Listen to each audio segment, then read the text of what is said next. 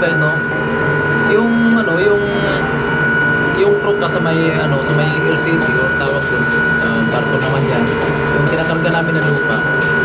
Kapag maputulan sila ng lubid, ganito kahirap sila. Ganito kahirap, yung lubid na saka nandito yung lubid sa taas. Sa sobrang swell, mapuputol talaga. Yun ang pinakamahirap nila na pag maputulan ng talaga ng lubid. Sobrang ganda ng panahon guys, no? Tingnan nyo. Maaraw na. Sobrang ganda. Ang ganda talaga. Lalo na ang sobrang ganda. Damn!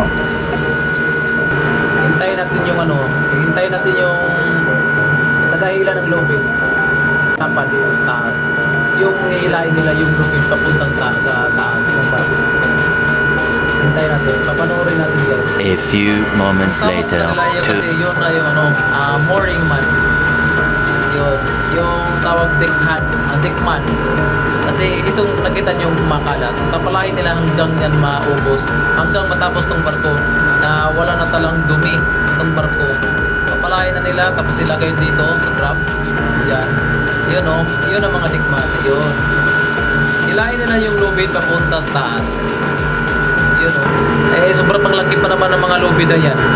Sobrang mahirapan pa. Mas laki pa sa kanilang sa binti nila. Tingnan na. Ito guys, no? Wala dito pinipili kapag magdikman ka. Walang pinipili ditong edad. Kahit matanda ka, hanggat kaya mo pa. Kaya sa katawan mo, kalsugan mo, walang problema dito. Pwede ka dito. Kahit maedad mo, kahit 60 ka hanggat malusog ka pa, okay, walang problema dito. Si Manong, yung patanda na yan. What the fuck? Palalay ko, mga 50 nata yan.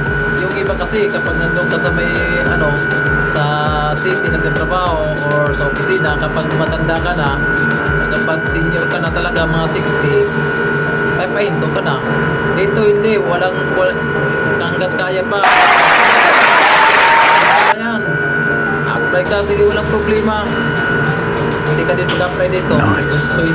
So yun guys, abang-abangan na natin hanggang matapos itong barko na to, no? Kasi lulubugin talaga namin itong barko na to. Oh my God! Wow! Yung kadalasan, yung makita mo yung barko, yung kulay itim at saka pula. Yung pula, malulubugin talaga. Please, no! Yung itim na lang. Sa barko yung buhit niya. Kapag ganito talaga mga robot type na graphic guys, no?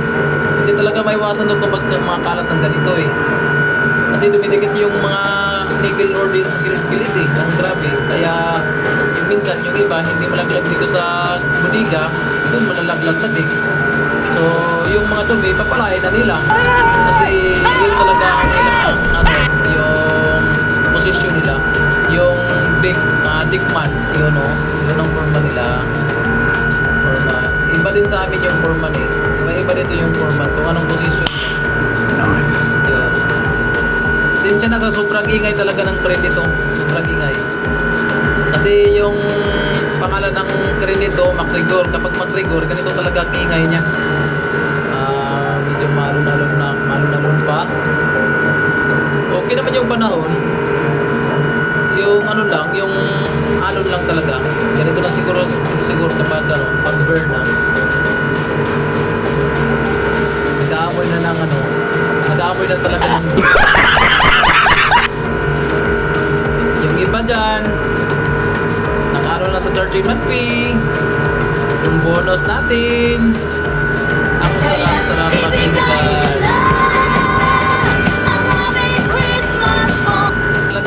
Thank you very much. Thank you sa lahat viewers and followers natin. Maraming salamat po sa inyo. Kung wala kayo, hindi din nangangat ang feeds ko. So kahit maliit lang ang bahay ko, legit naman to. So maraming salamat guys, no? Dito lang tayo guys, no? Maraming salamat sa inyo lahat. Mabuhay po kayo. God bless po sa inyo. Mag-ingat po kayo.